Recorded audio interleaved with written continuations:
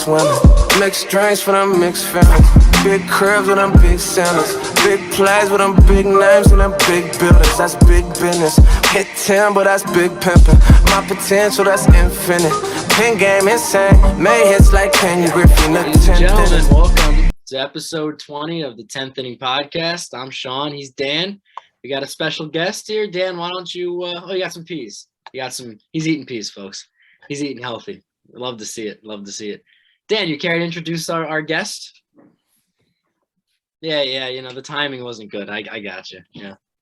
Today, you guys know who he is. The worst guest we ever had on the podcast. Quick attack. Wow, Dan. Wow. You know what? That's wrong. Leif didn't do well. No, Leif said Gary Sanchez was a top 10 catcher, so I mean. Listen, I hear you.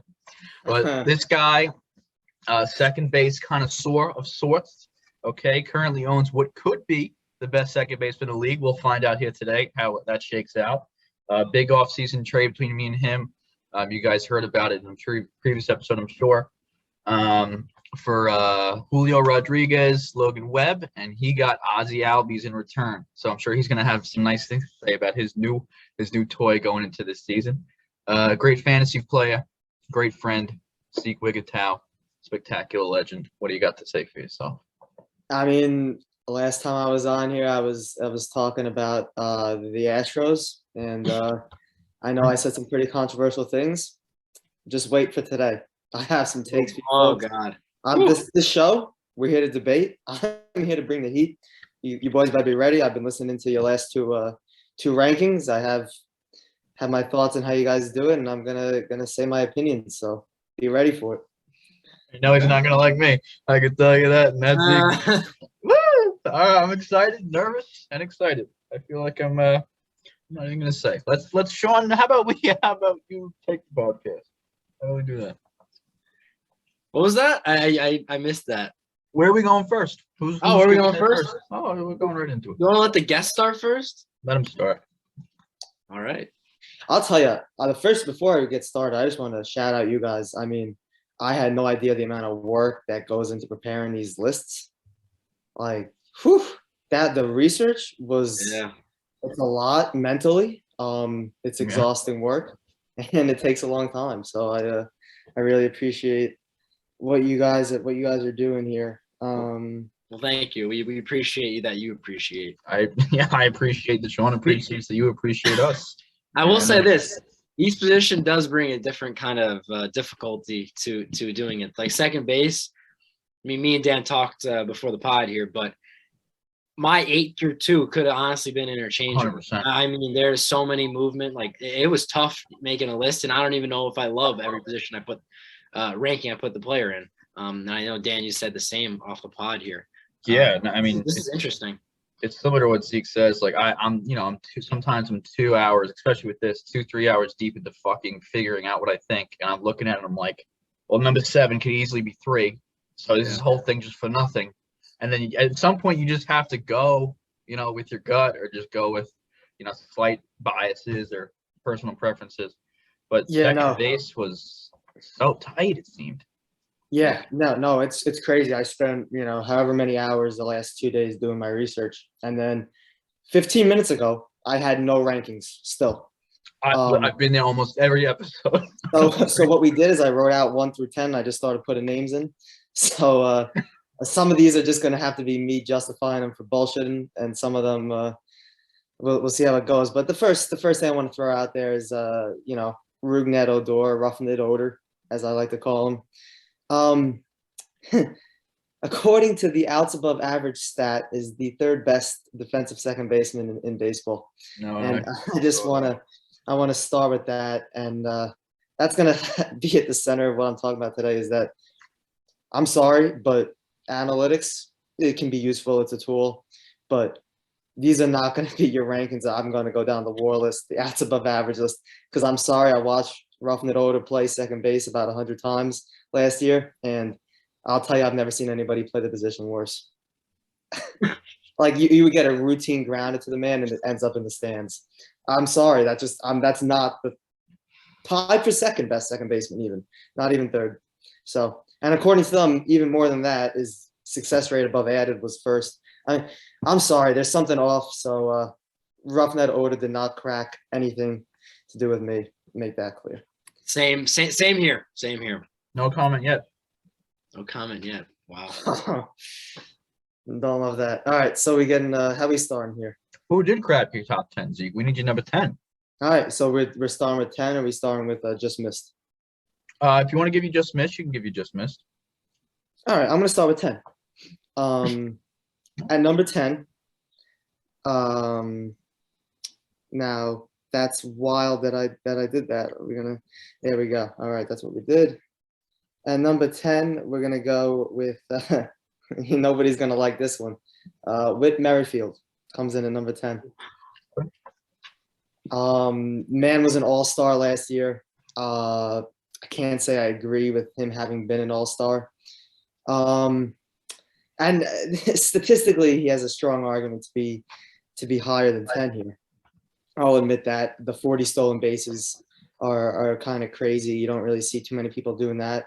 I would argue that you look at the numbers, and 40 it's actually somewhat in line with his career. So I'll give that to him. But you start looking at the other stats, and you're looking at last year, he had the slash line 277, 317, 395. I mean, that's an OPS just over 700. He's not really walking. Also doesn't strike out too much. Very nice strikeout rate. Especially last season, only 14%. So that's a plus. But he's not really bringing any power. 10 home runs. Strong defender. Not actually, maybe as strong based on some of the metrics as you might have thought originally, but definitely a good defender. Speedy. But I think his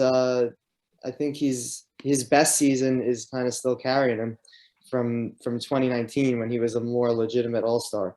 Other than that, if you look at it, he's clearly a below average offensive player with great speed and solid defense. And I think the second base position is pretty deep.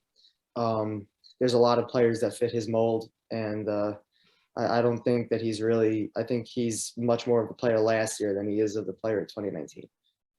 So that's what I got. So I definitely, he's on my list. He's much higher up than what you have him at. But I agree, he definitely had a bit of a year that I think he can, or I guess a down year from 2019, because 2020, obviously COVID season and all that, it's kind of throws out the window. And yeah, he was an interesting guy where his OPS was much lower than I thought it would have been, given him being an all-star and, a guy who, is a really solid player, just showing it over the past few years. But yeah, he's definitely on my list, but I had him a little bit higher up. No, that's fair. And I'll tell you, the thing I'll say about him is if he can get that average up around 300, where it was 2018, 2019, he all of a sudden is like pushing top 5. Like the gap on my I'd say I had 3 groupings. I had my group from 6 to 10. I mean, interchangeable. 7 to 10, I'd say was interchangeable. He could easily be number 7 on my list. It was kind of personal preferences knocking down to 10 for me, but I'd say easily 7 to 10 and top 5 potential for sure. I think the average being in the mid 200s isn't going to get it done for him, but if he gets it over 300, 100%. Yeah, I like Whit. I definitely have him a little bit higher, not too much higher. I do want to say I don't think you're right in saying anything season's carrying him. I think if anything, he's probably one of the most, if not the most consistent second baseman on the list, just based from 2016. Obviously, only 81 games, but he came up really late in his career. And I think the average, I think you're right at putting it with 10, only because I don't think the average is going to be back at 300. I really don't. I think he's not ever going to have a high OPS because he's never going to have a high slugging. He's going to be 10 to 12 homer guy. 2019 was 16, but I mean, everyone had 5 more home runs that year. But he's going to hit, Whit's prime was 280 to 290, maybe 300 with around 40 bags, which he did a couple times, right? 34, 45, 20, 33, 40.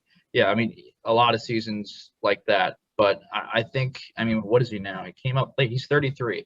And speed guys at 33, it's amazing that he still had 40 bags at 32. but the speed and average are definitely going to come down. And like Zeke mentioned, the OBP being at 317, he's never been a guy that walks. He doesn't strike out, but he doesn't walk either. So if you're not getting on base, as a speed guy, your value is going to diminish. So I think 10 is tough, but it's definitely fair. Yeah. Now, the last thing I have to say about him in terms of the speed, which I love, big stolen base guy. I think the idea that you can just get a free base, and the rates are really high for these great stealers. I don't know why they don't do it more, so I love that.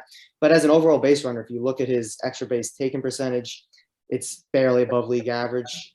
His runs scored percentage, and that has other factors involved, but it's not that much above league average. He's a great base stealer, but he isn't necessarily a great base runner from what I can tell, which if he was like great base stealer and great base runner, that could have really been what knocked him up a few spots for me. But I think really what he's bringing to the game is stolen bases is his only elite tool, and that's why he's at 10. That's all I got. And I think that's not to harp too much on this, but I think that's pretty much reflected in his StatCast data. Like his sprint speed, it's not really that elite. No.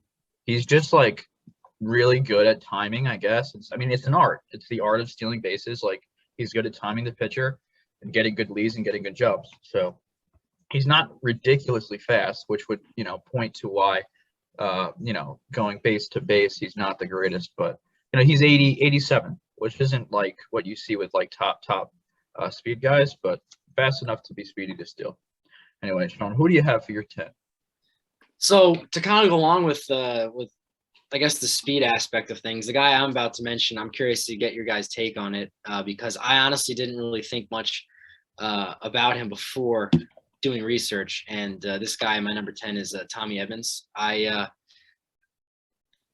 really kind of I obviously knew about him, but wasn't super familiar with his work. I know that he's on the Cardinals, and their approach was almost more of a team approach in winning as much as you can in baseball. But to go on with the stolen bases, he had 30 stolen bases, only caught stealing 5 times. Another guy who doesn't walk a ton, 38 walks last year, which brought his OPS to 695, which is very, very low. That was one of the biggest things that I was a little hesitant about putting him on this list, was that right there.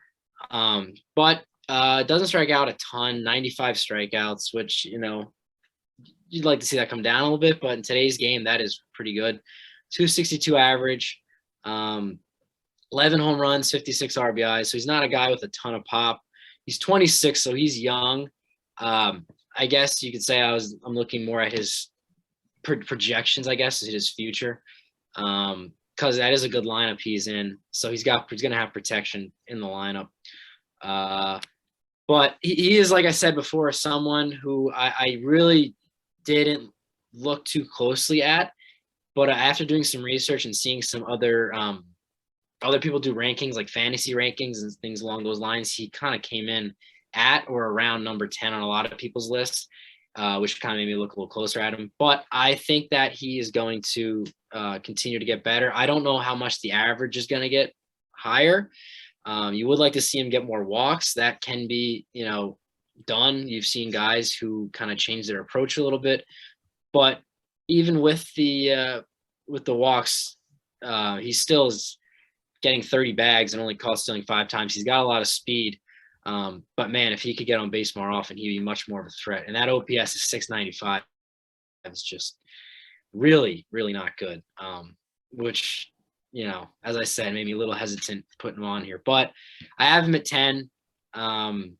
He was one of those guys that was really close to whether putting him on the list or leaving him off. And I'm really interested to hear what you guys think about Tommy Edmonds here. I'll let you go first, pal. I have more to say about Tommy. Maybe not as soon as you'd hope, but I'll have more to say about Tommy. All right, yeah. Tommy did not make my top 10, partially because I don't like Zeke, partially because he is, excuse me, I'm eating some prosciutto, kind of the shittier version of Whit Merrifield, in my opinion, who barely made my list. Very similar type of player, and you'll hear that reflected in my projected stats. Again, Zeke will, I'm sure, hate my projected stats. I just want to put out there, my projected stats don't mean that's what's going to happen. It's just what I see the player as. Trust me, People man. get confused because I'm so right so often. This is gonna make me feel more confident, you know. Okay, so I'm gonna quickly do the opposite of Zeke. I'm gonna run through my just missed. I'm just gonna give my quick shout outs to the guys. We'll go as quick as possible. So I took a look at Brendan Rodgers, Coors, a little bit of Coors effect, maybe not. I have him at 18 bombs with a 275, a 320 on base, no steals, which is kind of surprising. I thought he had a little bit more speed than he did. But his defense is just fucking atrocious, and his leadership is nothing. So he had a 5 on the defensive scale. It's now 1 to 5. So that changed a little bit, just so you know what I'm saying when I say it. So 5 is the worst score you could get. For David Fletcher, comes in 15, 3 homers, 280 average, 320 on base with 13 bags, a 3 for defense and leadership. Pretty good, pretty decent defender. As far as like leadership goes, I think he's pretty average, probably nothing. So only a 3 on that. 14th, we got Tommy Edman. I have him hitting 9 homers with a 270 average and a 312 on base. Those 3 numbers are very similar to Whit. Obviously, the steals are too. I have him at 23 steals. I do think his steals go down. The reason for that being the Cardinals just fired their head coach after having a really good season and making it to the playoffs. And their reasons were, I can't think of the word now, strategically, like they just didn't like his vision of how he was going. And one of the rumblings I've been hearing is they didn't like how liberal he was on the base paths. So that I feel like that certainly could hurt Tommy Edman because he's not really the fastest guy. So I like his steals to go down by at least 5, as well as I don't think he's going to hit as well this year. So I think he might have a little bit less of an opportunity. But defensively, the guy's an absolute stud. I mean, if you're just looking at defense, he's one of the best in the league. He had a 2.5 for his score, which because he basically has no leadership, he's very young, but that's amazing to have as someone that young because of his defense. 13, we got Gene Segura, 10 bombs, 275 average with a 335 on base, 8 steals. Surprisingly, a better defender than I thought. He got a 2 for defense, decent defender, decent leader. He's just not going to hit a lot of homers, and his OBP is still down. Number 12, we got Glaver. Really hurt my heart, but I do think he'll have a little bit of a bounce back. I still believe in Glaver. The defense and leadership, if I could have give you a 6, I would, but he got a 5. He'll be going back to second, right? So hopefully that will improve. And I do think that's going to improve his offense too, because everyone knows the game is 80% mental, you know. So hopefully the other half is physical. The other half is physical. I had 23 bombs, a 272 average, and a 330 on base with 16 steals. That's something interesting. Glaber stole some bases last year, which was kind of uncharacteristic of him. So if he can add the speed element to his game and get back to 25 homers, which I don't think is crazy. I mean, the guy did hit 38. It was in 2019. But we get a 2020 guy with a 270-ish. Now you're starting to talk, you know, if he doesn't throw every ball into God's creation, we're starting to talk about a decent second baseman. Going quickly, I know this is terrible and taking so much time. We got Jonathan India at 11. That's going to be probably something that's going to shake some heads here. I'm sure Jonathan India maybe made some of your lists. 19 bombs, a 260 average. His BABIP was pretty crazy high. I think the average is definitely going to come down. But the 360 on base seems pretty legit, which is fantastic out of a rookie. 360 on base is fantastic. Go along with 14 steals. He definitely has a lot of potential. But the defense was, believe it or not, worse than Glaver's last year. So that's wild, folks. This is all I'm going to say. So I need to see it again, another year from him. And I need to see the defense improve for him to move up on the list. Here we are. We made it. Everyone's going to hate this. Number 10, I got my guy, Chrissy T. Okay, I did rank him in second base. He's coming in my 10th best. I have him at 22 bombs, a 252 average, a 350 on base, 11 steals, and a 3.5 for the defense and leadership. Most of that coming from leadership. Defense, he's actually a little bit worse than I thought. But when you watch the game, the eye test doesn't really tell you that. As Zeke said, sometimes the analytics aren't necessarily acute to what the eye test tells you. So I like Chrissy T. He plays everywhere. It's because he plays everywhere. It's because he's a decent defender. And I think you can't get much better of a leader. I know he's not obviously he's not the best Dodger, but he's a very much a leader in that clubhouse. He's a clutch guy. You might not think of him as a top 10 second baseman, but he gets on base at a 350 clip. He hits over 250 with 22 bombs. I don't know. I like Chris Taylor at 10. I'm sorry I spoke so much. Please, you tell me when I'm wrong everywhere. I love Chrissy T. He was going to be in my top 10. Ooh. And as I was struggling, I made a decision that I did not think he was second baseman. I gave him outfield eligibility. Gotcha. He's played a lot of games at second, but it seems that he's played more in the outfield for the last few seasons now. Mm-hmm. And my guess with the Dodgers, your guess is nothing. hard to, it's, you'd have to hope that they'd mess it up, and I'm sure they will, but theoretically Gavin Lux at second and Chris Taylor in the outfield makes more sense to me thinking about it. Mm-hmm. So I went with Chrissy T in the outfield. But if you're going to count him at second, I think he's right in there in the top 10. My concern looking at his numbers, strikeout rate was actually one of the highest. He's very high strikeout rate. I was shocked by that. But he walks a lot too, which is why his OBP is okay. He does walk a lot. I was shocked by the strikeout rate. And yeah, defense. I think defense is hurt by the fact that he's playing all over the field. I think it's hard to become really good at a position. So that's on the Dodgers. If Chris Taylor became a full-time second baseman, no doubt top 10 though. Yeah. I agree with you, Zeke. I also had him as an outfielder. But really, it's, along with any of the Dodgers players, they could play anywhere, and that's because Dave is just a lunatic. But yeah, Chris Taylor, honestly, he's one of those guys. If you look at the numbers, they may not jump out off the page at you, but he kind of has that it factor that we'll talk about later with some other guys, I'm sure. He's clutch, as he's shown so many times before. But yeah, I had him as an outfielder. But if I had him as a second baseman, he definitely would have made this list. I'm not exactly sure where he would have fallen because hell, this list is just an absolute shit show. But I think that he, in my eyes, more of an outfielder. But yeah, he would have made my list if I had him as a second baseman. Yeah. And I think this might happen going forward a couple more times. Second base is one of those positions where, because they're a middle infielder and because they're kind of not the elite middle infielder, they happen to play a lot of other positions. There's a lot of utility players that are second baseman. So there's going to be probably a couple guys that are like, oh, I had him at short or I had him at outfield. So yeah, third base, Eduardo Escobar would be my number one second baseman, but I'm going to have him at third base. Yeah. We'll see that later down the line. We will. I guess, are we at 9? Wow. We are at 9. Moving so quick.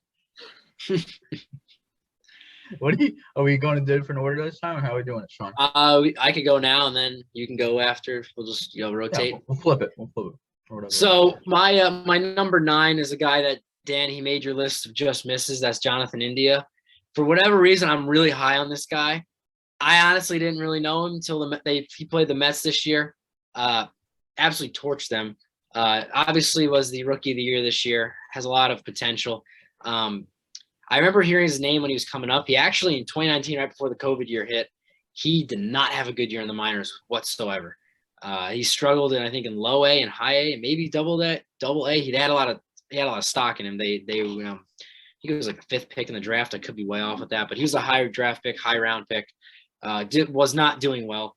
And then for whatever reason, in 2020, they didn't have a minor league season, but they had the alternate sites and all that jazz. And I guess he did really well, got an invite to spring training. And then this year, he absolutely, I guess exploded on the scene, for lack of a better term. He played in 150 games this year. Batting average 269, not bad. The issue I see with him, 141 strikeouts. That's a lot of strikeouts. Walked 71 times. Not a great, I guess ratio, strikeout to walk. OPS 835, which isn't bad. 69 RBIs, 21 home runs. Does have some pop, but mind you, he does play in Cincinnati, and that is a very much a hitter-friendly ballpark. Balls kind of fly out of there. 12 stolen bases, 3 caught stealing. So he's got a little bit of speed, but nothing really to write home about. But he's very young, 24 years old. I think the sky is the limit for him. I hope the Reds don't mess it up, because Cincinnati doesn't have a very good track record with some players recently. They've kind of been a mess as a team with very little success. But Jonathan India is a guy that I think is going to have a nice career. And I'm sure if we do this ranking next year, if he has another good year, he'll be much higher up on my list. But I like him a lot, and I know Dan, you know how you feel. But Zeke, curious to see what you think about Jonathan India and if he made your list. Yeah, no, believe it or not, I have him coming in at number 9 as well. There we go. Already some Take it away. magic. Not even planned. But yeah, you pretty much summed up. Let me pull up what I had on. So you guys had him at 9. I had him at 11. So we're right there. 9 and 11. Yeah, no, it seems like some consensus. Yeah, so what I noticed with him is, I mean, if you just look kind of at the numbers, there's an argument that he had a top 5 India. Yeah, no, if you're looking at the numbers, he had an argument to have had a top 5 season last year for second baseman, rookie of the year, 835 OPS, 21 bombs, even some steals, had 12 steals and 15 attempts. As you said, you know, a lot of strikeouts.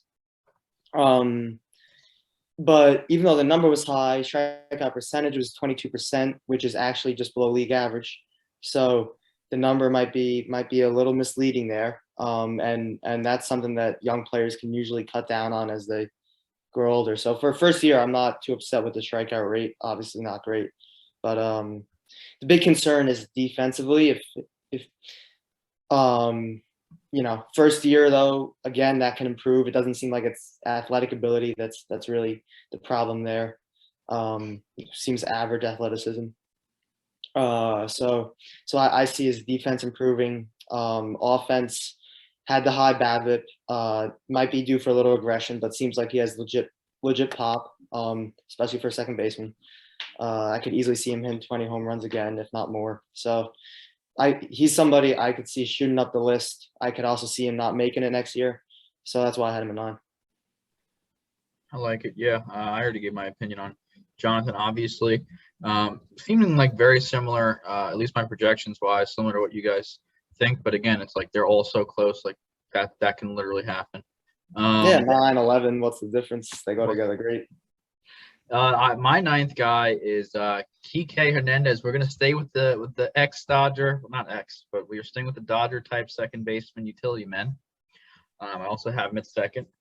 Here is I think my first huge hot take.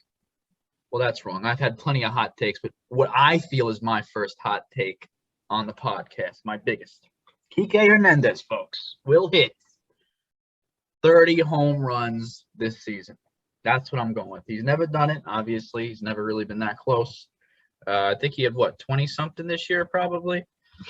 But I think he gets to 30 homers. I think he finally plays a full year, and I think he gets 30 big ones with a 255 average, a 335 on base, no steals.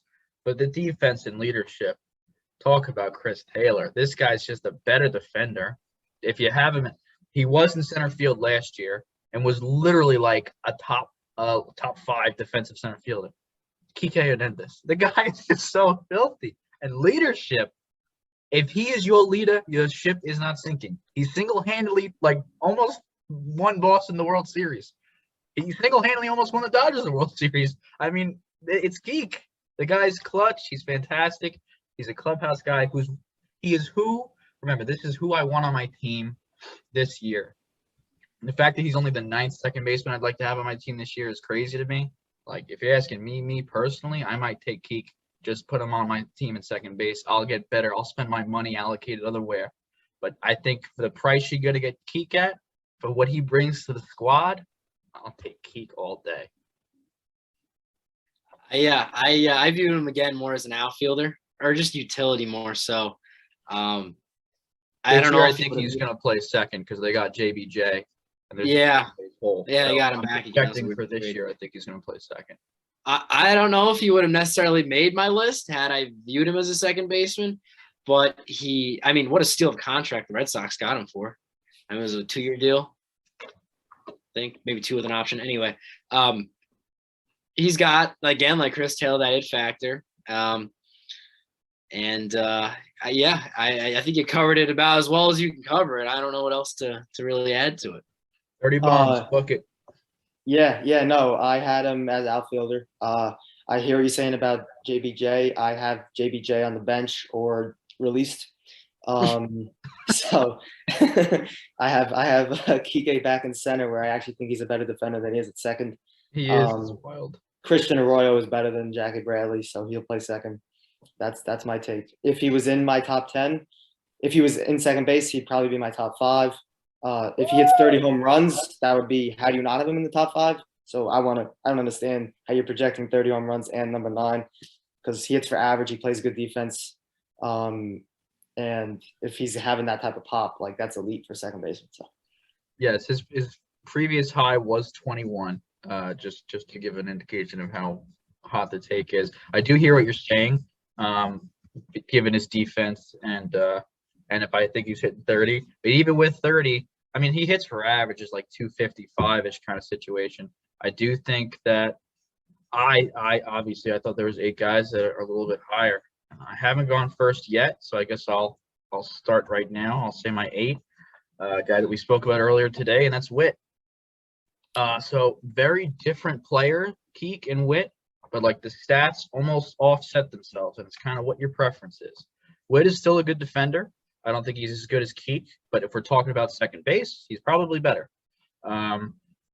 He's got the speed. I have Whit for 14 homers this year, a 272 average, 315 on base, and 33 steals. So I do think the steals come down by a little bit. I think the average stays at around 270, and the on base at 315. But with the decent defense, obviously he's a veteran clubhouse guy. I do think the homers go up a little bit to 14. There was some slugging discrepancy in like what his expected and what his actually was, where I think he's going to get like a couple more homers. Obviously, I don't think he's going to hit 15, but I think he can get to 14 this year. And that's enough for me with the steals and the defense and the leadership to and a little bit of an average boost on Keek to just slightly edge out Whit. And you can easily make the argument that Keek is better than Whit. That's what I got. He's a little bit higher on my list, not much higher. Yeah, we've covered him pretty well so far, so I don't have too much to add. What do you got for 8, Shawnee? For 8, I have Gene Segura, guy who was on your just missed list. Mm-hmm. A guy who has been around for a while. I have always felt he's a very underrated player. Even when he was back on the Diamondbacks, I believe. It was Diamondbacks, and then from there he went to Seattle and now the Phillies. I don't like him because he's a Philly. He does pretty well against the Mets, but to be frank, who doesn't do well against the Mets? Yeah. So when I was making this list, I honestly looked him up for curiosity's sake because he's a name that, like I said, a player who's been around for a while. So I was kind of curious what his stats were, and they obviously impressed me enough to make number 8 on my list. I'll throw you some numbers here. Last year, he hit 290. He's always been a guy who hits for a decent average, 285 career hitter. I like that in players. I think average still brings a lot of value to the game. I'm not one of those guys who, likes Joey Gallo, that type of style, hit for low average, strikeout, and home runs. Not that Segura is at all that type of player. OBP of 348, OPS 784, it's pretty much where he's been at his career. He's got a career 740 OPS. Draws a fair amount of walks, 78 walks, 39 walks to 78 strikeouts. My bad, looking at the wrong stats there. So not a ton of walks. Doesn't have a lot of pop. 14 home runs, 58 ribbies, 9 stolen bases, caught 3 times. He had, earlier in his career, topped out at 44 stolen bases. He's not necessarily that guy anymore. He's 31 years old. But as far as defense goes, he's moved around a little bit throughout his career. He's go from second to short. I think he even played a little bit of third. Decent defender, nothing to necessarily write home about. But a guy who I would like on my team just based off of if he gets on base, hits for a high average, and shows up and plays every day. I mean, he's played 131 games last year, and he's played in over 140 games 4 or 5 times in his career. So he's pretty durable. Again, like I said, underrated player in my opinion. He's kind of a throwback in a sense where he hits for an average, not a lot of pop, doesn't strike out tons, and he's just, you can write his name down in the lineup card every single day. Yeah, I don't like him either. No, I don't like him.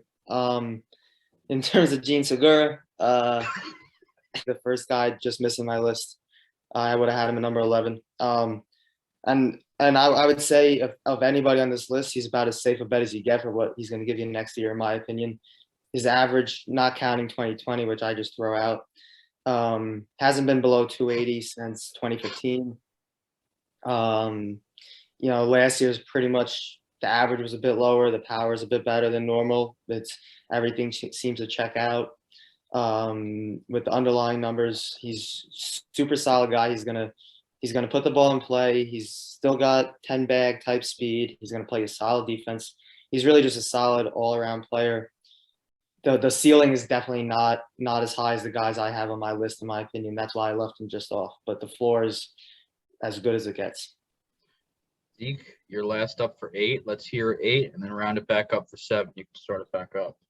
All right, yeah. So 8 is probably the hottest take on my list. I don't know. Actually, it might not be. I want to hear what you guys think about him. But I know we don't like this either. But I got Jazz Chisholm. That's a lot of jazz, Zeke. That's a little bit too much jazz for me. Yeah, it's a lot of jazz, and it's going. I did not even think that he was going to be anywhere near my top 10, and I just kind of looked at him, and the numbers are not top 10 numbers yet, but I'm calling a breakout season for him. Okay. I think he's got all the tools. He's got pop. He's got incredible speed. At second base, he's, I think, got the makings of an elite defender. His overall defensive numbers were dragged down by the games he played at short, where he was terrible. But really, really strong numbers at second base,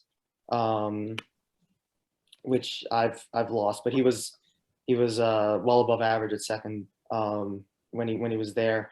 Just to give you his stat line from last season, he was 248, 303, 425. That's a 728 OPS. Doesn't jump off the page here, but I mean, even though he only played 21 games his rookie year, that was already a huge improvement. And I see that continuing to climb. His underlying numbers were actually really, really good. According to expected stuff, I'm pretty sure he was a little bit on, a little bit unlucky maybe, or right about where he's supposed to be. But he hits the ball really hard in terms of exit velo, hard hit percentage, all that stuff, about 5-10% at least above major league average. So he hits the ball hard. Strikeout rate is ridiculous, 28%. Doesn't really walk too much either. But if he can cut that strikeout rate down to maybe 25% or so, keeps hitting the ball as hard as he's doing. I mean, base running, he has I think the potential to be an elite base runner. His extra base taken percentage, 71%, league average 41%. I mean, that's crazy stuff. So I could easily see him, even though he only had 23 steals, I could see him turn into 30s next year. I could see him being cuts down the strikeout rate a little bit and improves, just getting better at the game. I could see him being top 5 defensive third baseman, second baseman, 30 plus steals, 20 home runs, hits 250, 260, OPS approaching 800. I think he has the makings of an electric player. Now he does play on the Marlins, so that's tough for him. And I know it's a lot of jazz for me, but that's my feelings. He likely will be traded in a couple of years because the Marlins just hate talent. So. Yeah, I mean, I like Jazz. I don't like Jazz, but I do like Jazz Chisholm. I don't know. He chases too much and he swings and misses too much for me. There's too much swing and miss in the swing. I need to see it first before I believe it. I do think he is a 2020 guy. He was 2020 last year. So, I mean, if you like power speed combo, absolutely. Do I think it could be 2030? 100%. But getting on base only 30% of the time. OBP is not everything, but that's too low for me to even consider the 2020-ness. But if he can get that OBP up to 330 or so, then you go 2020, 2030, 100%. And if you're projecting a breakout, I assume that's what you project. So, yeah, I mean, it is a lot of jazz. Like, I don't want to. This honestly is kind of what sold me on him. But do you want to hear what his actual name is? Yes. No. Jazzrado Hermes Arrington Chisholm Jr. So he'll probably be top 3 this year. No, you see what I'm saying? Yeah, I didn't put him at 1. I hadn't researched the full name, Zeke. If I had, the list would be different for me. For sure. Who is your 7, Zeke? Is there less jazz? No, it's probably more jazz than jazz. Yeah. I was heartbroken that he didn't end up a little high on the list, but I have my old friend Tommy Edman popping in at number 7. I gotta eat some peas for this. So just I'll give you some numbers on the guy. I'm gonna not tell you what season this was, but there was a season once upon a time, his rookie season. He hits 304, 350, 500. And now I understand that's 2019 juice ball. He's not going to slug 500. He's not going to be a big power guy. But I see the average potential. I see that if you look, he hit. His numbers last year were 262, 308, 387. So the slugging at 690, the OPS at 695, obviously not great. But if you look at some of the expected stuff, everything was expected about 15 or so points higher. That already puts him in the 725 range for OPS. And I think last year was a down year for him. I think he's really gonna kind of put it together. He's got all the tools. He's arguably the best defensive second baseman in the league, I would say. He's maybe the best base runner as well. I don't know. Dan said he's projecting, a decrease in steals. And, if the managing is one thing, but the dude stole 30 out of 35 bases. I don't know why he isn't going to steal 40 next year. He's got top 5 speed from second base position, like just pure speed we're talking. I think the strikeout rate, we're talking 13%. That's elite. The walks need to get up. If he can get a little bit better eye at the plate, there's no reason that he can't hit 300 again. There's really no reason. I see him being a guy that can give you 300, that could put his OPS up in the 750 to 800 range, probably a 10 to 15 home run guy. I don't see super pop, but if you're hitting 300 with 10 to 15 dingers, 30 to 40 stolen bases, and great overall base running, and playing the best defense at the position, 7 could easily be underranking him in my opinion. So. Yeah, he certainly doesn't strike out. I have to agree with that. He just doesn't. I don't know if the average will be back up at 300. Like I said, I think I have him projected in the 270s. I do think he underperformed last year. 260 is low. He's definitely like a 270, 275 hitter. And the stolen bases, again, I've just heard about philosophy. I think their philosophy might change as far as being aggressive stealing. That might also not be true. That's just what I've heard, so that's what I'm going with. But he certainly is fake. He has the speed to steal 30 again. There's no question in that. I just don't think he will. That's all I got. Yeah. You want to go 7, Sean? Or you want? Yes. Sure. My 7 has been talked about a lot. It's Whit Merrifield. I really don't know what else to add to the topic other than he's durable. There you go. Guys played a lot of games recently. I really don't know what else to say that hasn't already been said. So you don't have to, babe, because I'm going to go ahead and I'll give my 7. I'll swing it back around to 6 as well. My 7, guys. It's and I'm glad Zeke's leaving, honestly, because it's DJ LeMahieu. Don't worry. DJ LeMahieu. Wow. It's DJ LeMahieu. I wish I could have got him higher. If you would have asked me last year, it would have been easy number 1. I was very high on DJ the last 2 years. This guy was the best player in the Yankees. He made the Yankees a playoff team again, a really not that they weren't making the playoffs, but a real contender. he didn't just do everything that a Yankee does. You know, is 6'5", 260, plays right or first base and just hits homers and strikes out. He like actually plays the game of baseball, which is just such a phenomenal thing to see on the Yankees. Last 2 years have been bad though, guys. I mean, hasn't been great. My projected stats this year for him, I have him at 14 homers. He'll never do the 2019 thing again. That's not him, but I don't blame him for that, obviously. But I think his average comes back up to 285. I think he gets on base at a 350 clip. And his defense and leadership, I mean, you're not going to have – I mean, there's loud leadership like Keek, and then there's quiet leadership like DJ. And as far as quiet leaders goes, he's probably one of the best in the game as far as that, leading a clubhouse. And he just shows up every day. He plays every day. He never steps out of line, never says the wrong thing. And he's someone that you count on in a big moment. So I have it's a 3.5 score, a 2.5 score, I'm sorry, for defense and leadership. But I am more so just upset about how things have gone for him, because I really do like the player.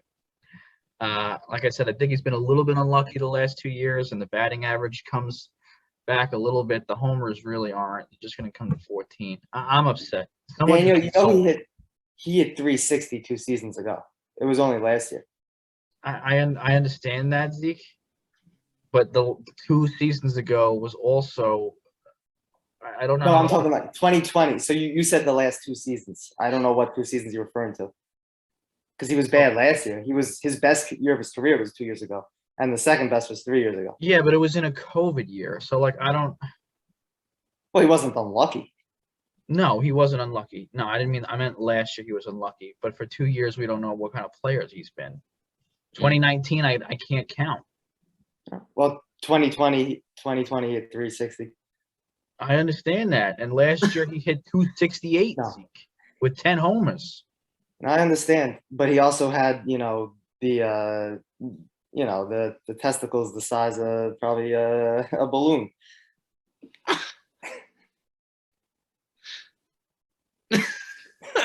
Okay, there you go, folks. That explains it. Yeah, no, actually, I would have had DJ at 5. But if assuming Glaver's playing second, I don't have DJ there, so I don't have him at second. I don't know where he's playing.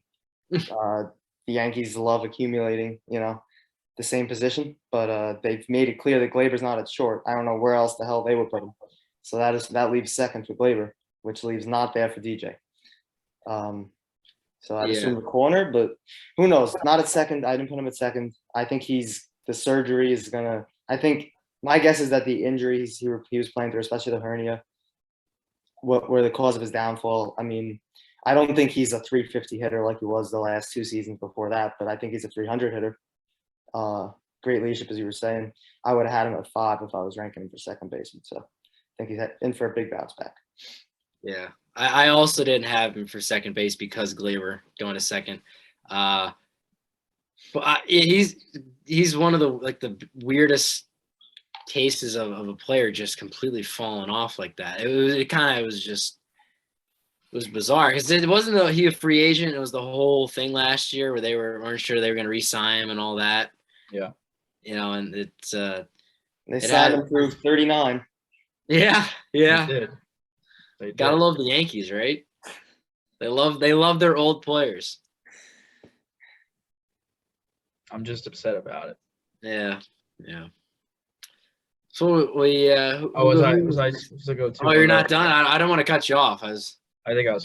Sean, did you give your 7th? I don't think I did, right? Or are we on 6 now? We're on 6. I think you gave your 7th, right? Yeah, I gave my 7th. Yeah. Whit was your 7th. Yeah. Yeah. So do you want me to go with my 6 or do you want to go, Zeke? Oh, you got it. Okay. My number 6 is there we go. Jake Cronenworth of the San Diego Padres. I gotta be honest with you, this second base position I kind of overlooked. I'll keep saying that. There's a lot of guys who I didn't really look too deeply in prior to doing this. But he's another guy that I wasn't super familiar with, I guess probably because Padres and all West Coast. I mean, I was familiar with him, but not to the extent of some of the other players. But he's a guy who caught my eye. I was an all-star last year. I think he had a better first half than second half, which, you see happen pretty frequently. But one thing that caught my eye was his strikeout to walk ratio. 90 strikeouts, 55 walks. Not bad at all. 800 OPS, which is solid. 266 batting average. It doesn't really have much speed. 21 home runs, 71 RBIs. I think the home runs, the pop, I think that might decrease a little bit. I was looking at some of his numbers down in the minors because he's only been in the league. This was his second year. I don't think he was a guy who had too much pop down there. I could be wrong, but from what I was looking at. So I think that the power can drop a little bit, but I think with that, the average can kind of go up. You kind of see a lot of them. Usually it's like a relationship, more power, less average, something along those lines. But he's a guy that I like. He kind of burst on the scene. I guess last year, 2020 COVID year was his rookie year. But as we know, that was, kind of a weird situation. But yeah, Jay Cronenworth, I think that he has potential to kind of hit for a higher average, boost that OPS a little bit. But I think that he has a bright future ahead of him. The knock on him is he plays for the Padres, and I don't really know what's going on there. They have a lot of talent, and they haven't been winning much. I also would be surprised if maybe he gets moved around position-wise, because obviously Tatis has been moved around a bit. And also Machado, I don't see him finishing out that contract out at third base because it's going to be tough. He's getting up there in age, and his defense is starting to lack a little bit. Still a great defender, but not what he was. But yeah, Jay Cronenworth is my number 6. I'll go second only because Jay Cronenworth is my number 6 second baseman as well. I have him at 22 homers, at 287, 345 on base, and a 3.5 for defense and leadership. Leadership is what it is. Defense, again, is what it is. He's one of those guys that plays everywhere. So like Zeke said earlier, it's kind of tough to be a stud at somewhere when you're trying to be good everywhere. But he's certainly serviceable enough to play second base. Definitely not a liability there. But a nice young bat. I've been high on Cronenworth for a couple of years now. I do think he's a 20-plus homer guy, but very low 20s. But he's going to hit around 290. That's what the expected stats say. Last year he hit 266, but his first 2 years, his expected batting average was 323 and 282 last year. So he got a little bit unlucky last year in that department. I do think he comes up to around 285, 290 as far as his batting average. I think that's what he is. He doesn't strike out either. 14% strikeout rate last year to go along with an 8 to 9% walk rate. So the walk to strikeout to walk ratio is also really decent. He hits the ball fairly hard, 76th percentile in that measure. I don't know. I really like Jay Cronenworth. I think he's an underrated stud. I'm going to talk about him in just a bit. But definitely agree with a lot of what you guys were saying. So I guess I'll go to my number 6. Mm-hmm. This might be a bit controversial. There's certainly some bias involved here, but I got Brandon Lowe or Lowe. Which one is it? I don't know. But the Tampa second baseman coming in here at number 6, and I just dislike the Tampa Bay organization. I think they're ruining the sport. I hate the way they operate. They don't care about their players. They don't care about their fans. They don't care about winning. They do win, but they don't care about it. And I don't like them. So I really shouldn't take that out on Brandon, but I guess I do a little bit. And just looking at him, I mean, he put up what some would say was kind of a monster season last year, but he hit 247, which is pretty bad, but 39 home runs is kind of crazy from a second baseman, 99 ribbies, OPS 863. I mean, those are numbers you're not seeing out of too many second basemen in the league. That's for sure. He's pretty much, the epitome of the modern player. He's not really going to give you average, but he's gonna walk a lot. He's gonna strike out a lot. I mean, a lot. 28% strikeout rate. He's so the OBP is 340, which is solid. He's gonna hit a ton of bombs. I don't think 39. I don't think that's who he is. I mean, his previous career high was 17, granted, in 82 games. So, you know, he could easily be a 30 home run guy. I'll give him 30, but I don't see him being up near 40 again. You know, the defense is nothing special over at second. He's pretty average. Base running, compared to a lot of the other guys, he's essentially a non-factor on the bases. 3 steals, I think we're looking at 7 steals. All right, not terrible. But he's a high variance guy. 3 true outcomes a lot of the time, and I have him at 6. I mean, he's obviously a solid player, but I think he overachieved a little bit last year, and I really like the guys I have in front of him. So I like it. I like that. He's on my list as well. He's on my list as well. So I think me and Sean will wait to give our opinion. Sean, do you want to go? We're at 5, right? You want me to start at 5, or do you want to go 5? I could go at 5. Yeah. This guy is well, not very well liked around the league.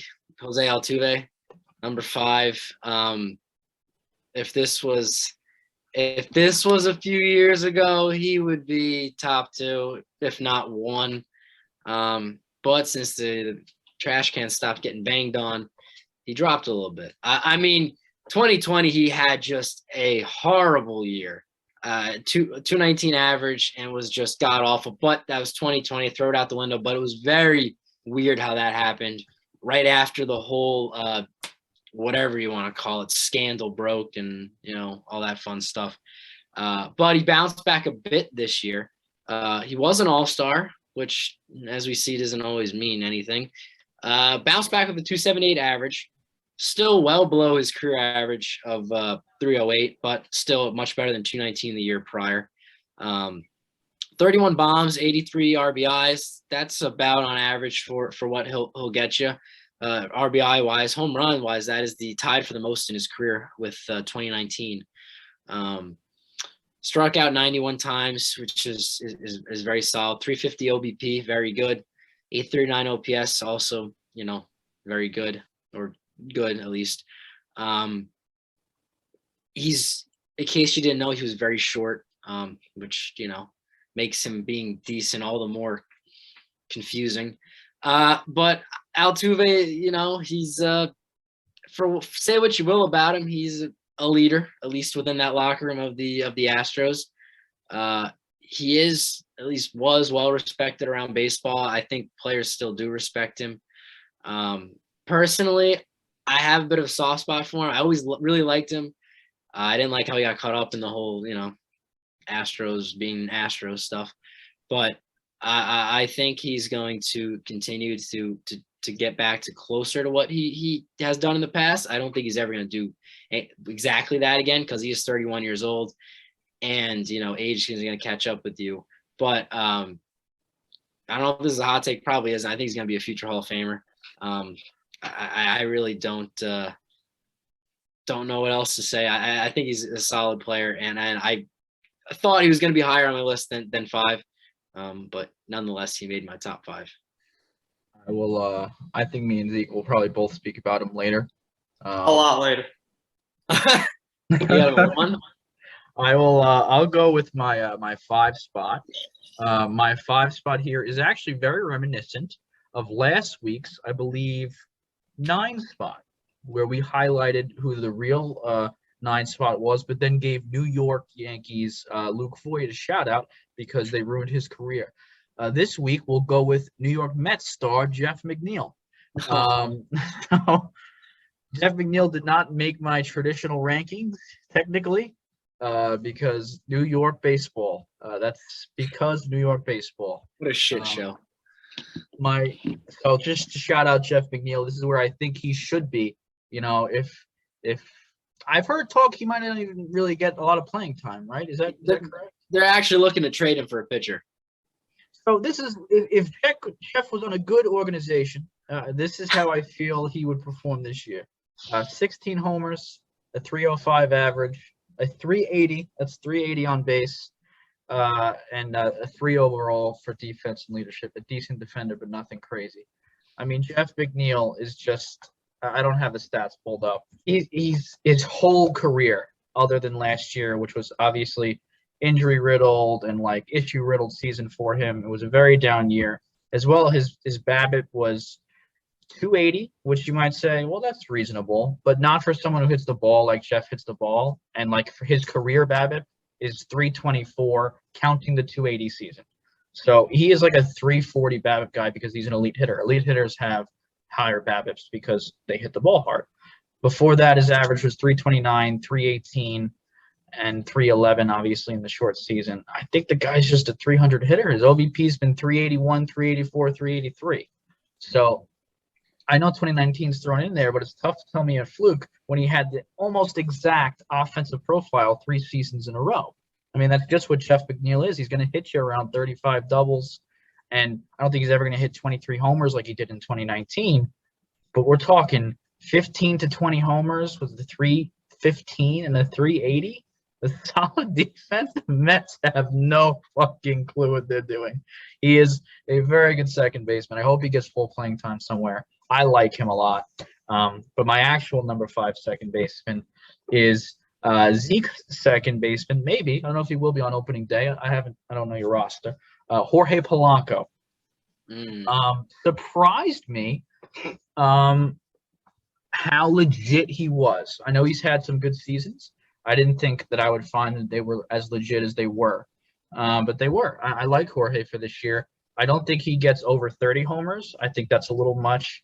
His expected homers were a little bit lower than what he actually hit. I think he's going to hit around 29 bombs. So, I mean, you could almost say 30 homers. So 29 bombs, 272 average with a 330 on base. I'd love to see that a little higher. But 8 steals. The defense isn't great, though. And that does hold him back from getting higher in the top 5. If he gets a little bit better defensively and gets on base more, he could become a really like elite player. But 29 bombs with a 270 average, getting on base 33% of the time, I'll take it for number 5. Yeah, I like that. I have him at a little bit higher up as well. Mm-hmm. I'll speak on it when we get there. Yeah, no, I'll have him a bit higher. Shockingly, he's going to be pretty high on my list, and he's going to be my backup second baseman to start the season, which is, says something about the talent we're accumulating over at banging cans and Kate. I have a feeling we'll get to your starting second baseman at some point too. No, we'll get there. By the way, any trade inquiries, you all know where to look. Jorge Polanco, I love him. Don't really have a spot for him on my roster. Looking to trade him. Send offers my way. With that being said, my number 5 player, not going to talk too much about him, but Jay Cronenworth, you guys have already said pretty much everything I feel. Really solid all-around player. Gives you average power, solid defense, and I think he's only going to improve from what he's done so far. It's only going to be his 3rd season, 2nd full season. I think he's got some room for even a bit more improvement. So that's why I got a 5. Beautiful. Very beautiful. Sean, did you give your 5 yet? I did. It was Altuve. What was your 4, you piece of shit? My 4 is Jorge Polanco. Okay. I really agree with you. I had no idea, going into this, because he splits time between shortstop and second, so that was my first thing I had to kind of decide. But I didn't realize that he was going to be this high up on my list. He just signed a nice contract with the Twins. The issue with him is he's a bit injury prone. He has had a tough time staying on the field at different stages of his career. Still only 27 years old, which is just crazy. I feel like I've been hearing about this guy forever. Came up when he was 20 years old. But 269 average last year. That's probably right around what will come in. He's a 276 career average. But the pop and home runs, the pop and RBIs kind of came out of left field a little bit. I mean, he had 22 home runs in 2019, but as we said many times, it was juice balls that year. 2021, the ball was dead in a bit, and he had his career high in home runs, 33 for 98 RBIs. I was a bit surprised to see that he was sticking around with Minnesota. It seemed like they kind of were getting rid of some players. They had a really, really down year last year after a lot of people picked them to win their division or at least compete for a wild card. I'm happy to see he's staying. I mean, you kind of covered a lot of the other stuff, but yeah, I was a bit surprised to see him make my list this high up. Yep. No. As was I. Zeke, Are we at 4 here? Yeah, I believe we are. Wow. Do you want me to go, or does anyone want to jump in? It's up to you. I'm gonna wait to talk about Jorge for a little bit. But, I'll take Brandon here at my number 4 spot. Not a huge fan of Brandon Lowe. Kind of has that athletics vibe to me. You know, a lot of homers, a lot of strikeouts. It's just not the kind of player I like, unfortunately. My projected stats for him are 34, 250, a 350 on base with 6 bags. Defense is it's a 4 on the 1 to 5 scale. Listen, the guy's going to hit over 30 bombs, and he's one of only 3 second basemen who I think will do that. And granted, one of them is Kike Hernandez, who's only ever hit 21. So he's one of 2 second basemen that will hit 30 bombs this year. Listen, 39 last year was a lot. His numbers don't even say that. It's going to come down, and his strikeout rate is just – his contact rate is so low that it's impossible for him to connect with 39 balls this season. But he does get on base a good amount. So as much as he's not one of those guys who strikes out a lot and then doesn't walk, he does take his walks. So it does help me a little bit when you're like the Aaron Judge type, where if you're going to strike out a lot, it better be because you're getting deep into counts and working the pitcher and taking your walks as well, and not just free swinging at garbage. And that is in his profile. It's just he's one of those lefty loopy swings with a lot of swing and miss. Again, I see him like a Matt Olson type. But 34, 250, 350 ain't bad at the second base position. That's why I got a 4. I guess that leaves me. This might be a bit of a hot take considering he was in the MVP conversation last year. I got Marcus Seaman at number 4. Okay. Yeah. I think, last year, no doubt, probably had, really strong argument that he was the best second baseman in baseball last year. I mean, put up the 265, 334, 538, 73 OPS for the slash line. I'm talking 45 bombs. But I don't know. I feel like they were putting something. I don't know what, but they were doing something up in Canada last year. It was a little bit suspicious. Those Blue Jays numbers, that whole team was putting up crazy numbers. I don't know if it's playing at the Rogers Center. I don't know what they were doing, but the last year wasn't really in line with who he is throughout his career. I mean, he had the breakout season in 2019, but I mean, we're talking that was already his 5th full season in the league, 7th season since his rookie season in 2019 when he broke out, and even then he hit 33 bombs. Granted, a bit higher average. Similar OPS, but for most of his career, he was a low 700s OPS guy. Now he's clearly taken the next step as a player, but I don't see him being the MVP candidate. I see him being a really solid guy who will give you a strong average. I do see 30 home runs is certainly he's done it now twice in his career. I could see him doing it again next year. I don't see 40. If I'm giving him a slash line, it's probably in the 270 range. OBP is not going to be great, but at least for me, I care about average a bit more. And he's gonna hit doubles and dingers. You can't really complain about that. Defense is nothing special necessarily. I've seen things to the contrary. Some people say that he's actually turned into a really good defensive second baseman. I'm sure he's fine. I don't know. I don't know that he's as great as everybody's saying, but strong second baseman. And I just, really good player number 4, but I think he's in for a bit of a regression.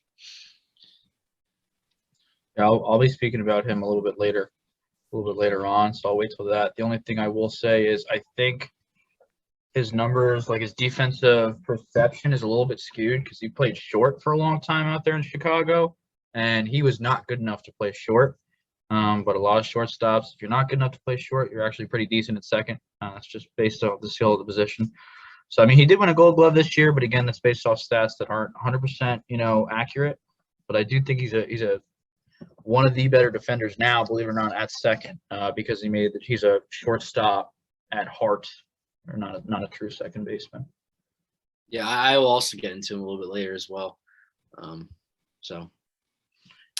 Where are we at, Sean? I mean, where are we start with 3? We're at 3. Holy Jesus. Yeah. Go for it. At number 3, I had who you had at number 4, Brandon Lowe. And I also agree with you. I'm not really a fan of him. I don't really like.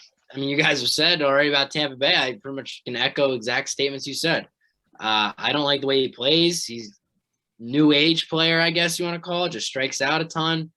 But he is a formidable threat at the plate. I mean, just power. I mean, 39 bombs. I mean, you can't really, pass on that. 99 RBIs. 247 average. I'm sure that's gonna stay around there. Strikes out a ton. I mean, OBP, as you said, Dan, not bad. Really don't have too much else to add to that to Brandon Lowe, other than he's underrated, I'd say. I guess maybe that's part of it, playing in Tampa Bay, because they have about 3 fans, and they have one of the worst buildings in the world. But Brandon Lowe, number 3 on my list. Yeah, my number 3, Zeke, I'm sure will be the last person to speak about this guy. We're going to go with Jose Altuve. He's getting a little bit older, but I got to say he did qualify how good he is last year. He came back after the 2020. A lot of people thought it was, because of the whole cheating possibly. But it came out that apparently he's just good at the sport, and you could throw it out with every other season. He's a stud. But at the end of the day, he is getting older, and he did change his approach. So let's get that straight. Altuve is hitting close to 30 now, but he's not hitting close to 300 anymore, and he's not going to again, in my opinion.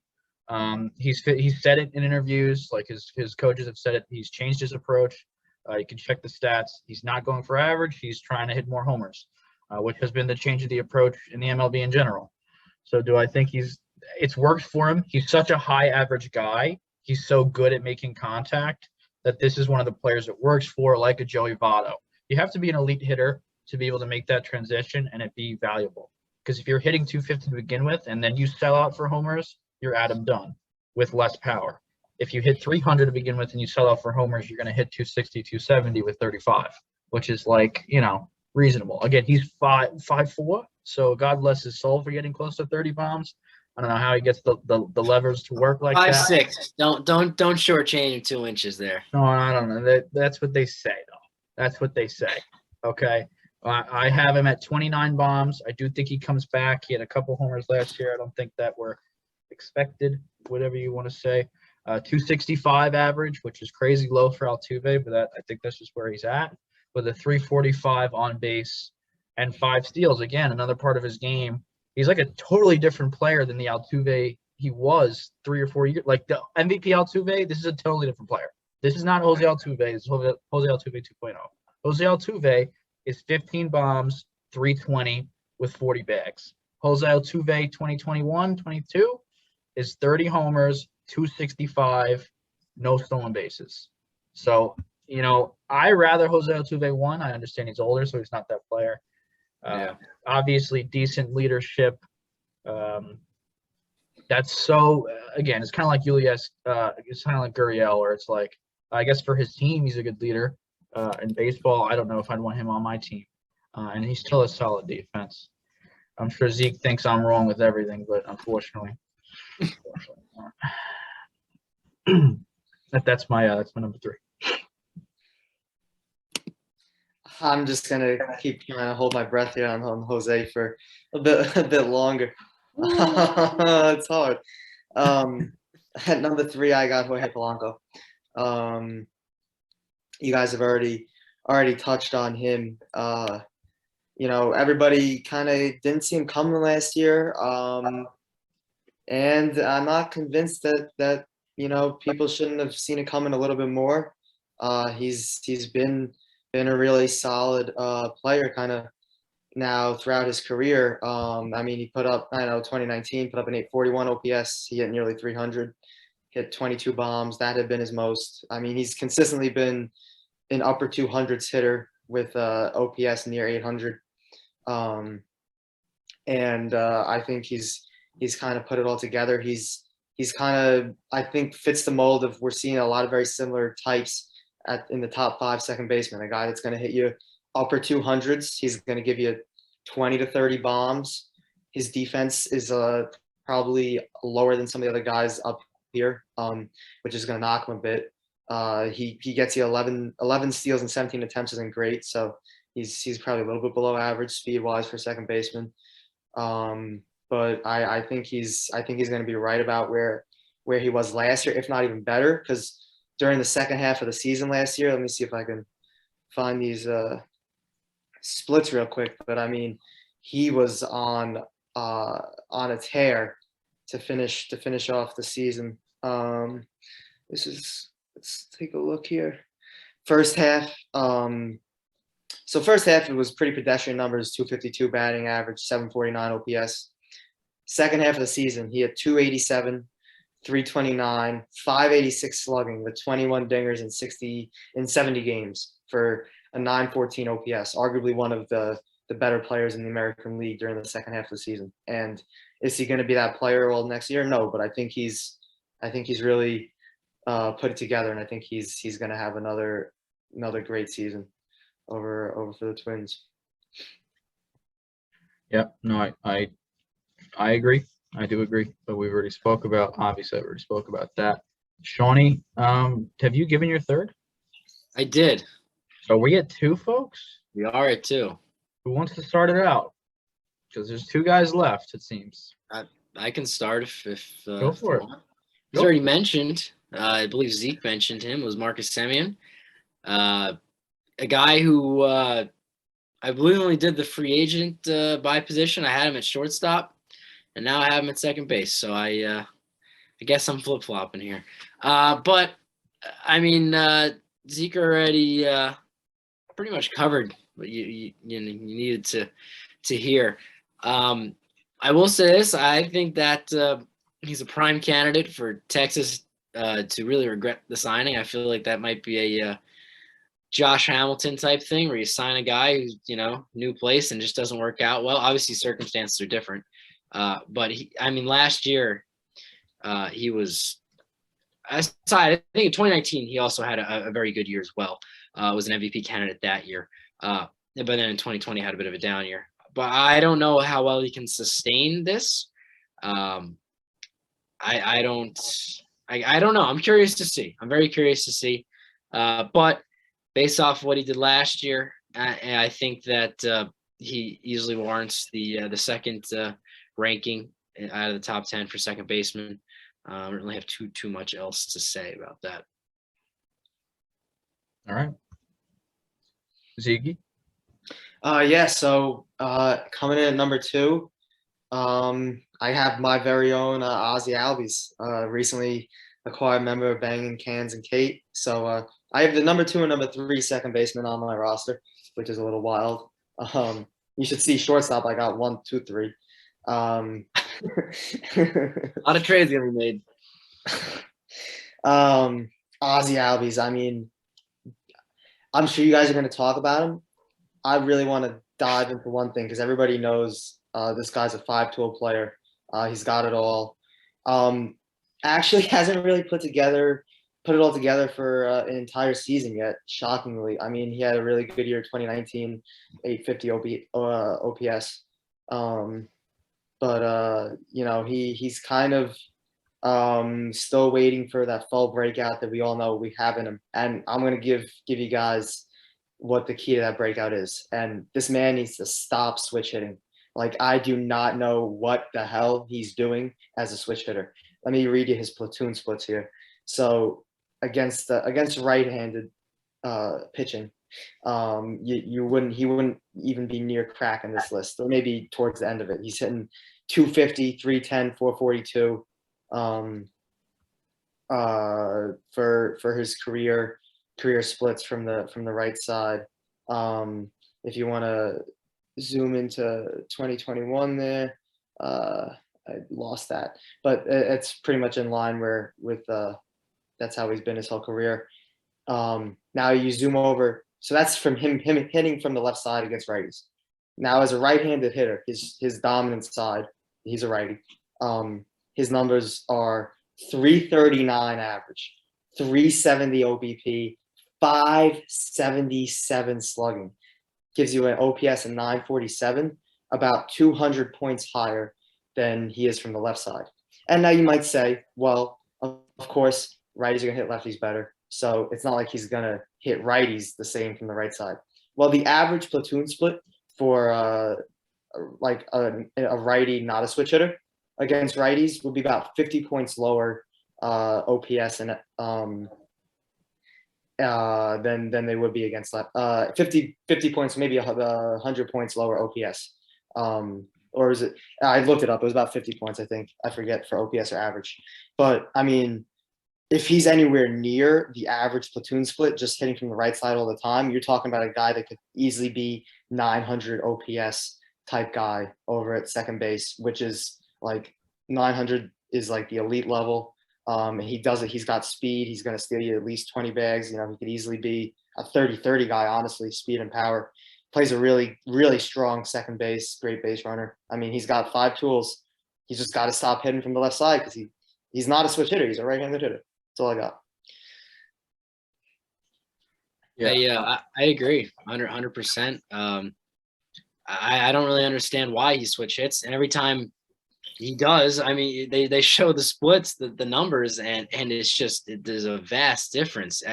And from the left side, his strikeout rate on the left side, like you said, is just incredibly high. It's pretty amazing to think that he's the same player.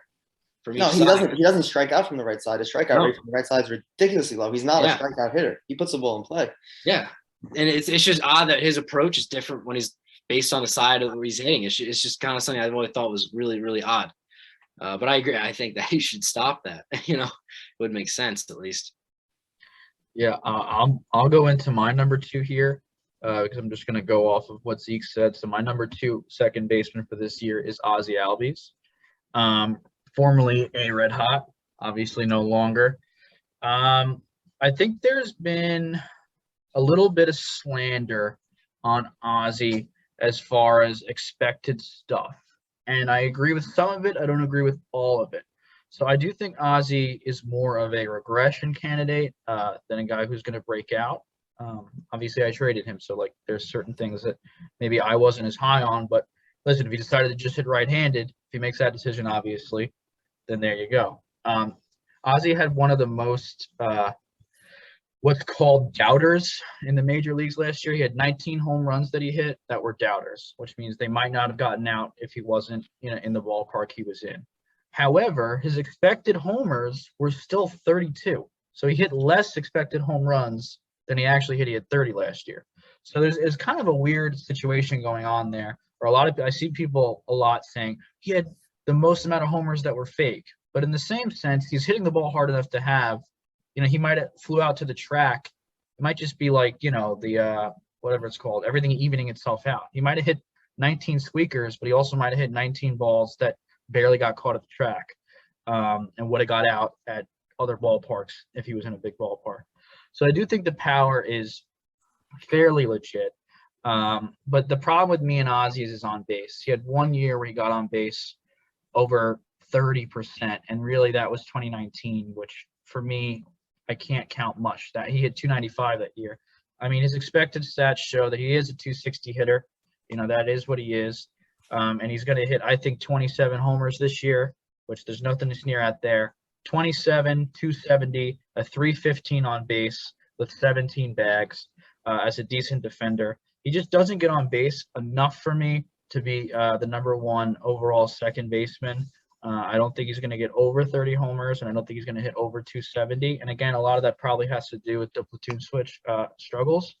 Maybe if he makes that decision, it could change. But I don't think he's the best second baseman for this year. Well, I guess I should. Everybody's done their number 2s then.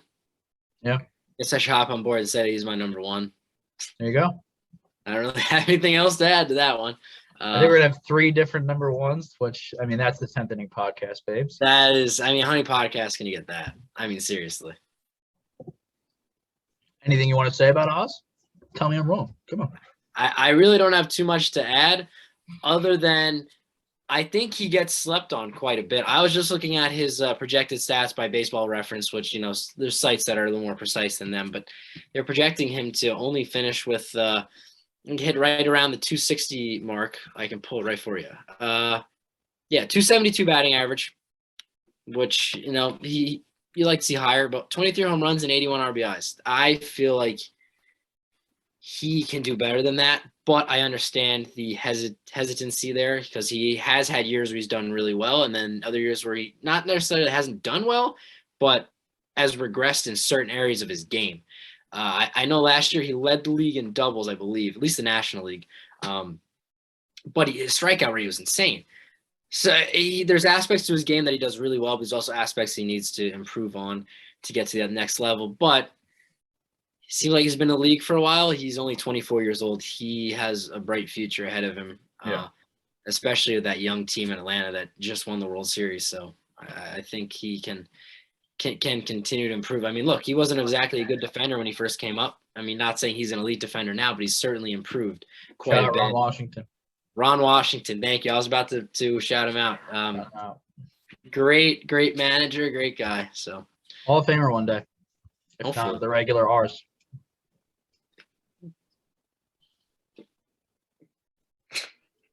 Who wants to go with their number one? I'll go first if no one else wants to. If everyone keeps it a secret, Oh, everyone else is me, so I'll let you go. You want me to go? I'll let you go. Yeah, one Don Jose.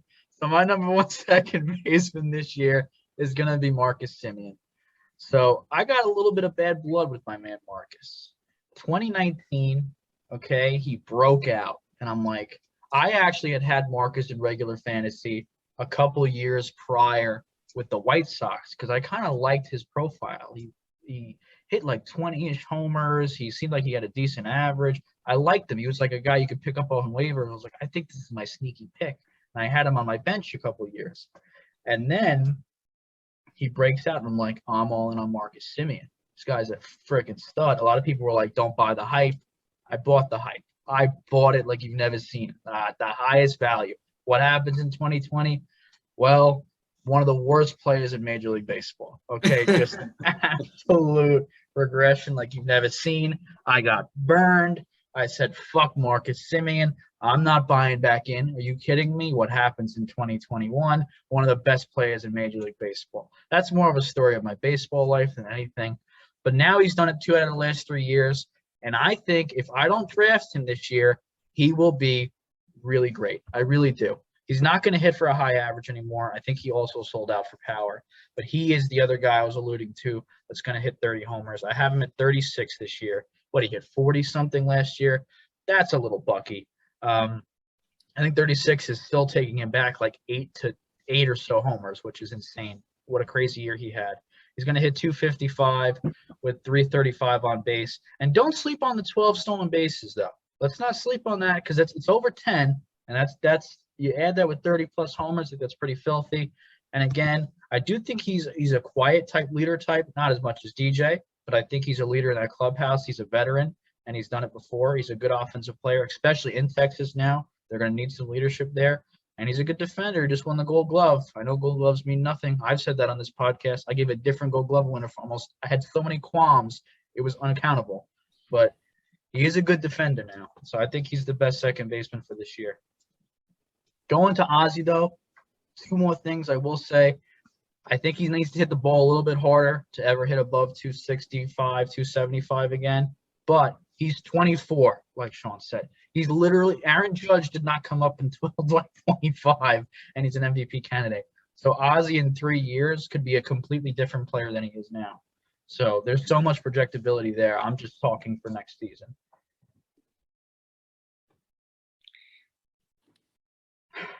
Guys, I can't listen. Oh, so you ready? You ready for this? You ready for this number one here? Picture this. It's game 7, game 6, I guess, of the championship series. You know, you're down. You represent the winning run. You're in an Applebee's. DJ LeMahieu just hit a home. You come up to the plate, and you're told you're gonna get 102 mile an hour Aroldis Chapman fastball. Happy. You know it's coming. You told Aroldis Chapman's going to throw you a 102 mile an hour fastball. How do you know exactly though? Does coach have a finger up your butt in the scenario? Oh well, of course. He did in mine. So You have a buzzer on your chest. 99.9%. 99.9%. My tattoo is so bad. It's such a bad tattoo. Oh. 99. It's not finished. I'm myself. 99.911% of people are getting into that batter's box, knowing that the 102 mile an hour Aroldis Chapman fastball is coming. And what are they doing? They're swinging and missing. What is Jose Altuve doing? And I'm not saying he knew it was coming, but assume he did. He takes a 102 mile an hour fastball. He turns on that shit and fucking bombs it into the fucking left field stands. Walk-off home run, sends his team to the World Series. I'm sorry. I don't care if you know what's coming. To start with, Aroldis Chapman, he's probably going to throw your fastball. It doesn't take a fucking genius to figure it out. Most people still aren't doing that. That's my number one guy at second base, Jose fucking Altuve. I mean, how about that chappy smile too? How does that have to do with his fucking season this year? I mean, no. And let me read you some numbers. People say he was all about the cheating in 2017. Well, let's start in 2011 as a rookie. He had 276. Then his first full season, 290, 283, 341, 313, 338. I mean, we're talking maybe he cheated one year, maybe he didn't, maybe they have all been cheating. Regardless, he was clearly a great player before. And then afterwards, clearly still a great player. Last year, I think, not that I care much about this, I think he was second in WAR for second baseman. After Simeon. I mean, he put together, you guys have talked about a slash line. I hear what Dan said. He's changed his approach at the plate. He's not the 340 hitter anymore. He's going to give you more power. I do miss old Jose. Old Jose was an MVP candidate. Current Jose is, a step below that. But I actually think that he's going to bounce back, as he's such a smart player, such a competitor. As he adjusts to his new style, I think he's going to get a bit more used to it. And I think we're going to see the average creep back up towards 300. I think I'm actually going to call him hitting 300 this year. I'm not going to say high 300. I think he squeaks over 300 and still manages to put up about 30 dingers, gets that OPS up near 900. He still plays great defense. Base running isn't what it once was. He's not really as much of a factor on the bases anymore. He's about average for second baseman. That's a bit below. But I mean, the leadership, I have him as my top leadership for second base. I mean, the guy's the captain of the best team of the last 5 years, essentially. Best player on the best team. That's Jose Altuve. He's the best second baseman in the league. Thanks for being on the pod, boys. I mean, this year was really a comeback for him because, I mean, in the shortened season in the playoffs, he made like 3 errors in 1 inning. Like, he just did not look like he could play the game of baseball whatsoever. Round of playoffs, he literally could not field a simple ground ball. And that just kind of showed you where he was at. Like, mentally, he just wasn't able to get it together. But props to him for coming back this year and rebounding quite well, being an all-star. Yeah. The one thing I will do / say in argument's sake, just to really piss Zeke off, and this will really get you, Zeke. I completely agree. If I'm in a batter's box and Aroldis is there, like you said, you painted the picture, he's sweaty. He's smiling already. He's already given up the home run in his mind. He's thinking about it.